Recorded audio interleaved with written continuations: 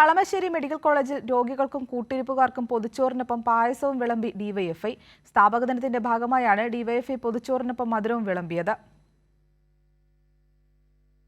ഇഴി നിറയാതിരിക്കാനുള്ള കരുതൽ ഡിവൈഎഫ്ഐ 8ാം വർഷവും തുടരുകയാണ്.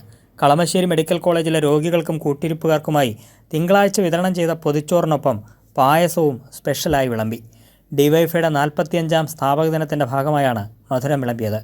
വയറും മനസ്സും നിറഞ്ഞവരുടെ സന്തോഷവും പിന്തുണയുമാണ് ഡിവൈഎഫ്ഐയുടെ കരുത്തെന്ന് ജില്ലാ സെക്രട്ടറി AR രഞ്ജിത്ത്. 17 ജൂലൈ മാസത്തിലാണ് ആദ്യം ഇവിടെ പൊതിച്ചോറ് വിതരണം ആരംഭിക്കുന്നത്. ആ വർഷം തന്നെ നവംബർ മാസം 3-ാം തീയതി മുതൽ തുടർച്ചയായി 365 ദിവസവും ഒരു മുടക്കവും കൂടാതെ 1700ഓളം വരുന്ന പൊതിച്ചോറുകൾ ഇവിടെ കളമശ്ശേരി മെഡിക്കൽ കോളേജിനകത്ത് കൊടുത്തു വരികയാണ്. അതിൻ്റെ തുടർച്ചയിൽ തന്നെയാണ് എന്നും ആ പ്രവർത്തനങ്ങളുമായി ഞങ്ങൾ മുന്നോട്ട് പോയിക്കൊണ്ടിരിക്കുന്നത്. ഡിവൈഎഫ്ഐക്കാരുടെയും അതുപോലെ തന്നെ വീട്ടമ്മമാരുടെയും എല്ലാവരുടെയും സഹകരണത്തോടു കൂടി മുഴുവൻ ഇവിടുത്തെ മുഴുവൻ രോഗികൾക്കും കൂട്ടിരിപ്പുകാർക്കുമെല്ലാം ഭക്ഷണം എത്തിക്കുന്ന രീതിയിലാണ് ഈ പൊതിച്ചോറ് വിതരണം മുന്നോട്ട് പോയിക്കൊണ്ടിരിക്കുന്നത്.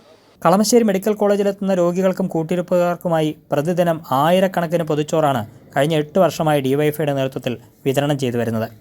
ഉദയംപേരൂർ മേഖലാ കമ്മിറ്റിയുടെ നേതൃത്വത്തിലായിരുന്നു തിങ്കളാഴ്ചത്തെ പൊതിച്ചോർ പായസ വിതരണം. കൈരളി ന്യൂസ്, കൊച്ചി.